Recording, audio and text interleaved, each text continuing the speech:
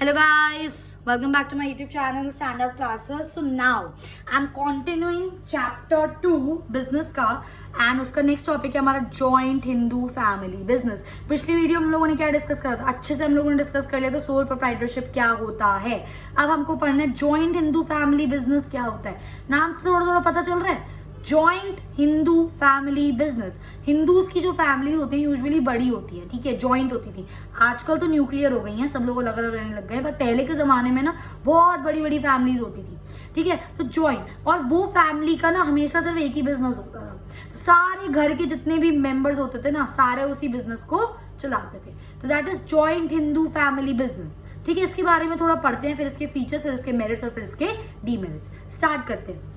सबसे पहली चीज, joint Hindu family business is only found in India. Obvious सी बात है, इंडिया ही एक ऐसा इकलौता देश है जिसके अंदर इतनी बड़ी बड़ी फैमिलीज हुआ करती थी और सारे लोग एक बिजनेस चलाते थे घर के, ठीक है. ये कहीं आपको किसी और कंट्री में नहीं मिलेगा. सो it is only found in India and it is one of the oldest form of method. क्योंकि पहले के जमाने में तो यही होता था ना. आजकल अब लोगों को अलग अलग बिजनेस करने होते हैं, तो पहले तो जो एक फैमिली का बिजनेस है पूर्वजों से आगे मिला वही बिजनेस कर रहे हैं, आगे अपने बेटों को वही बिजनेस पास कर रहे हैं, वो अपने बेटों को वही बिजनेस पास कर रहे हैं. तो पूरी फैमिली एक ही बिजनेस में लगी रहती थी, ठीक है. So it is the business which is owned and carried by the members of HUF. Common sense सी बात है, जो उस फैमिली हिंदू फैमिली के मेंबर्स हैं वही उस बिजनेस को चला रहे हैं. सीधी सी बात है, ठीक है. एंड हमने क्या पढ़ा था, सोल प्रोप्राइटरशिप जो था उसके अंदर कोई लॉ नहीं था. इट वॉज नॉट गवर्न और binded by any law.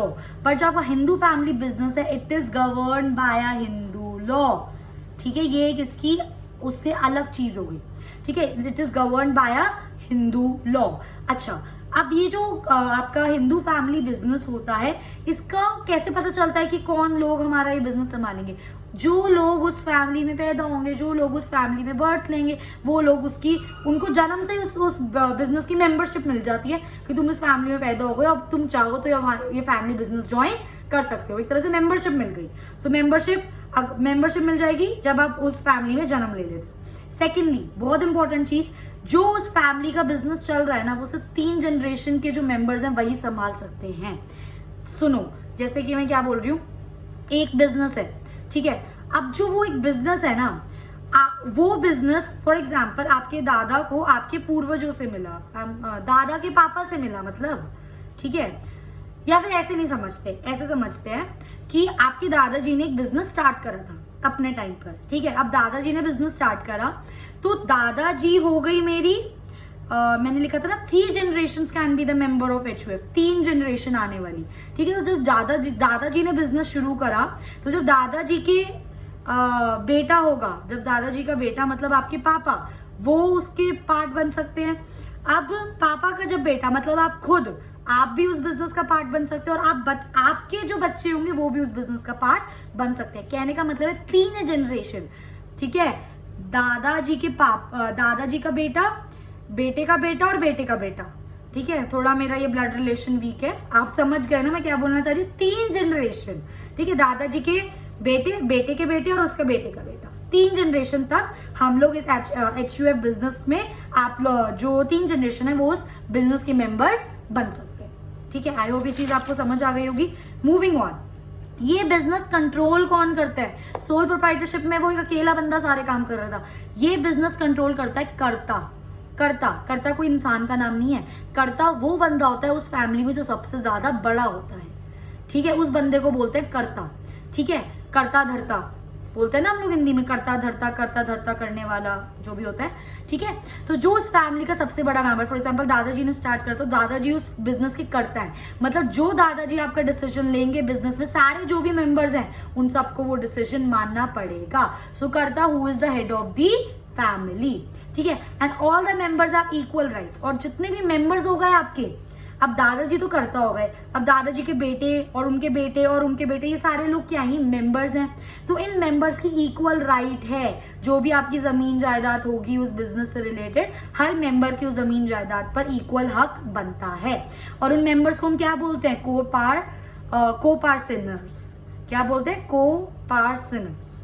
I hope ये चीज समझ आ गई. हेड ऑफ द फैमिली को क्या बोलते हैं, कर्ता, जो मैनेज करता है, और जो मेंबर्स होते हैं उनको क्या बोलते हैं, कोपार्सिनर्स. क्लियर। और ये जो मेंबर्स होते हैं, जो को पार्टनर्स होते हैं, इनका इक्वल राइट होता है उस बिजनेस से रिलेटेड जो भी आपको प्रॉपर्टी आपके एंसेस्टर्स मतलब पूर्वजों से मिली है। ओके गाइस, सो ये था हमारा HUF होता क्या है। अब इसकी इसी बेस पे हम क्या करेंगे, फीचर्स करेंगे, उसके बाद इसके मेरिट्स करेंगे एंड देन डीमेरिट्स। मेरिट्स, सबसे पहले चीज फॉर्मेशन एंड क्लोजर। ठीक है, फॉर्मेशन, अगर आपको HUF स्टार्ट करना है तो मिनिमम 2 मेंबर होने चाहिए फैमिली के।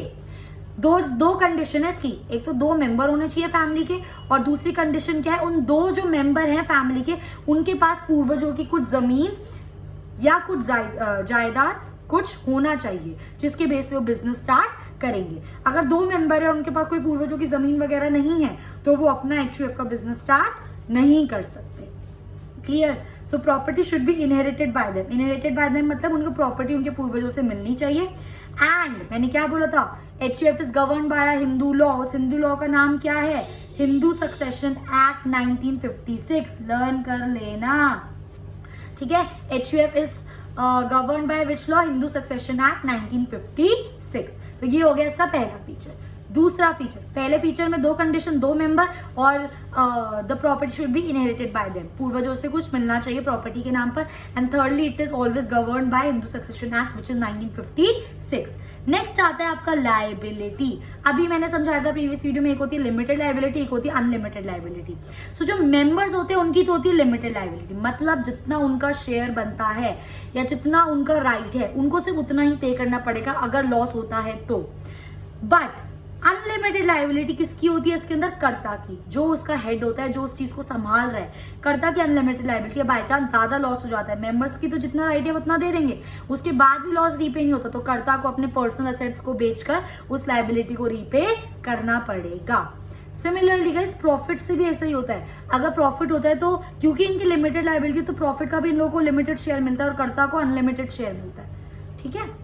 नेक्स्ट होता है आपका control. Control self sole proprietor में एक ही बंदा संभाल रहा था, इसके अंदर भी control is in the hand of the कर्ता ओनली। जो हेड है वही सारा कंट्रोल करता है, वही सारा डिसीजंस लेता है और उन डिसीजंस को मेंबर्स को मानना ही पड़ता है। So it is in the hand of karta, he takes all the decision and is binding on others. Binding on others मतलब कि जो कर्ता ने डिसीजन ले लिया वो सारे मेंबर्स को मानना पड़ेगा। नेक्स्ट आ जाओ आपकी कॉन्टिन्यूटी पे और माइनर मेंबर पे। कॉन्टिन्यूटी, उसके अंदर लैक ऑफ बिजनेस कॉन्टिन्यूटी थी सोलो प्रोप्राइटरशिप में, क्योंकि एक बंदा संभाल रहा है, मर गया, बैंक करप्ट हो गया तो कौन करेगा बिजनेस। पर इसके अंदर बाय चांस कर्ता को कुछ हो जाता है, हेड ऑफ द फैमिली को कुछ हो जाता है तो जो सबसे एल्डेस्ट मेंबर होगा उसको न्यू कर्ता बना दिया जाता है। तो इन केस कर्ता को कुछ हो गया तो आपका बिजनेस रुकेगा नहीं। So it continues even after the death of the karta, eldest member becomes the new karta and can come to an end. ठीक है, एल्डेस्ट मेंबर कर्ता बन जाते हैं। और अगर वो चाहे बाय चांस कर्ता को कुछ हो गया और अगर मेंबर म्यूचुअली आपस में सब लोग अग्री कर रहे हैं कि चलो अब हमें बिजनेस बंद कर देना चाहिए तो वो चाहे म्यूचुअल कंसेंट से अपना बिजनेस बंद भी कर सकते हैं। सो आई होप ये चीज आपको समझ आ गई होगी। नेक्स्ट होता है आपका माइनर मेंबर्स। माइनर कौन होते हैं, 18 साल से छोटे वाले लोग। ठीक है, तो जो फैमिली में आपके माइनर मेंबर्स हैं, मतलब जो जिनकी उम्र 18 साल से कम है, ठीक है, they can also be the part of the business. Minus can also be the member of the family. Member of the family business होना चाहिए एक्चुअली। फैमिली के तो मेंबर्स वो ऑलरेडी हैं, वो फैमिली बिजनेस के भी मेंबर्स बन सकते हैं। ठीक है, फीचर्स देखा सिमिलर से थे। ठीक है, वही चीजें हैं, कंट्रोल हो गया, लायबिलिटी हो गया, फॉर्मेशन हो गया, कॉन्टिन्यूटी हो गया, बस एक हाथ ऊपर नीचे होगा। तो अगर एक चीज समझ आ गई तो आगे खुद बना सकते हो। अब इतना पढ़ लिया HUF क्या होता है, उसके फीचर्स क्या होते हैं, उसके मेरिट्स नहीं लिख सकते, आसानी से लिख सकते हैं। सबसे पहला मेरिट आ जाओ, इफेक्टिव कंट्रोल। कैसे इफेक्टिव कंट्रोल, क्योंकि एक कर्ता हेड ऑफ द फैमिली सारे डिसीजन ले रहा है तो एक्सपीरियंस्ड होता है वो बंदा और जो उसने बोल दिया वो सब मानेंगे। समझ रहे हो, तो अब वो सब मान रहे हैं तो कोई उनको कोई क्वेश्चन नहीं कर सकता, तो कोई कॉन्फ्लिक्ट नहीं है किसी के अंदर। जो कर्ता ने बोला वही होगा, कोई आर्ग्यू नहीं कर रहा, तो इफेक्टिव कंट्रोल है। कर्ता टेक्स ऑल डिसीजन, दस नो कॉन्फ्लिक्ट अकर, कोई लड़ाई झगड़े कुछ नहीं हो रहे, कर्ता ने जो बोल दिया वही होगा। ठीक है, दूसरी चीज कॉन्टिन्यूड बिजनेस एग्जिस्टेंस। ये भी तो इसका मेरिट है कि बाय चांस कर्ता को कुछ हो गया तो जो eldest member of the family है वो एक नया कर्ता बन सकता है, आपका बिजनेस रुकेगा नहीं। देखो इससे ही बन गया ये। So there is no threat of continuity of the business as a new karta can easily be elected.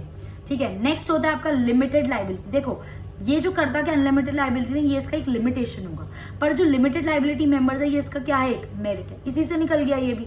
Limited liability members की लिमिटेड लाइबिलिटी होती है, लिमिटेड रिस्क होता है, जितना उतना उनका शेयर होता है उतना ही वो कॉन्ट्रीब्यूट करते हैं। लास्ट इसका होता है increase loyalty and cooperation. Obviously बात है, एक ही खून के लोग होते हैं, सारे एक ही फैमिली से बिलोंग करते हैं, एक दूसरे को अच्छे से जानते हैं, एक दूसरे के अच्छे साथ कॉपरेट करते हैं, लॉयल होते हैं, क्योंकि एक ही फैमिली से बिलोंग कर रहे हैं। ठीक है, so as it is run by member of a family, here there is sense of loyalty भर भर के होती है, और कॉपरेशन भी बहुत अच्छा होता है। हो इसका उल्टा भी सकता है, पर पहले के जमाने में इतना कोई नहीं करता था, आजकल तो सब लोग ही बोलने लग गए हैं। ठीक है, नेक्स्ट पे आ जाओ अब लिमिटेशंस। अब लिमिटेशंस क्या होंगे हमारे, लिमिटेड रिसोर्सेज। अब आप बोलोगे भाई लिमिटेड रिसोर्सेज कैसे हो गए, क्यों नहीं हुए? मैंने क्या बोला था, फॉर्म करने के लिए 2 मेंबर और आपके पास पूर्वजों की प्रॉपर्टी होनी चाहिए। फॉर एग्जांपल मैंने फॉर्म करा, मेरे पास पूर्वजों की बहुत कम प्रॉपर्टी है, हो ही नहीं हुए मेरे लिमिटेड रिसोर्सेज। ठीक है, so they face a problem of limited capital as they depend upon their ancestors property. अपने पूर्वजों की प्रॉपर्टी पे डिपेंड करते हैं, वो डिपेंड करते हैं ना कि पूर्वज आपको कितनी प्रॉपर्टी देकर गए हैं। कम हुई कहां से करोगे, हो गए ना लिमिटेड रिसोर्सेज।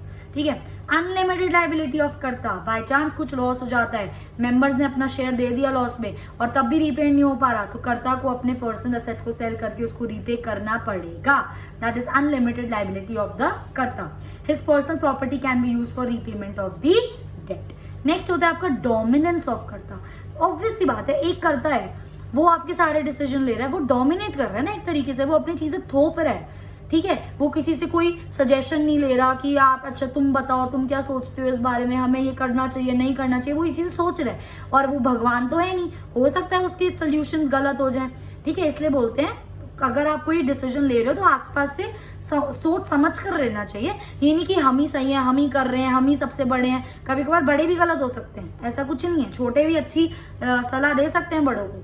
ठीक है, सो डोमिनेंस ऑफ कर्ता, ऐसा हो सकता है कि कर्ता ने जो डिसीजन लिया हो वो गलत हो जाए, और वो गलत हो गया तो पूरा बिजनेस सफर करेगा।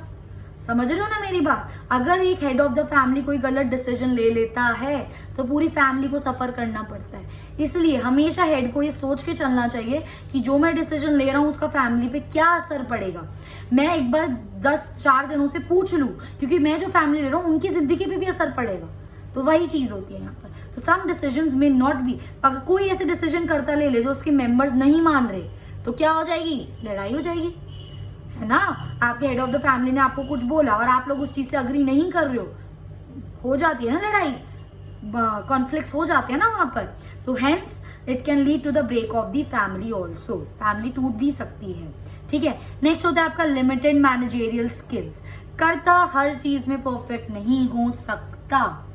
ठीक है, तो अगर वो कहीं पर गलत डिसीजन ले लेता है या कुछ गलत हो जाता है तो it can lead to easily poor profit and losses, तो अल्टीमेटली पूरी फैमिली को भुगतना पड़ेगा। So joint Hindu family business are declining in India, कम होते जा रहे हैं। क्यों कम हो रहे हैं? क्योंकि जॉइंट हिंदू फैमिलीज ही इंडिया में कम होती जा रही हैं। सिर्फ ये रीजन है, क्योंकि आजकल अब सब लोग एक साथ जॉइंट फैमिलीज में नहीं रहते हैं। ठीक है, ये हम बात कर रहे हैं पुराने टाइम की, आजकल नहीं होता, 2020 चल रहा है ये। ठीक है, so guys this was all about आपका HUF। ठीक है, क्या होता है, फीचर्स क्या होते हैं, मेरिट्स क्या होते हैं, डीमेरिट्स क्या होते हैं। इसके बाद I will be continuing in my next video. I hope you like my video. If you like my video please do like, share and subscribe. Thanks for watching.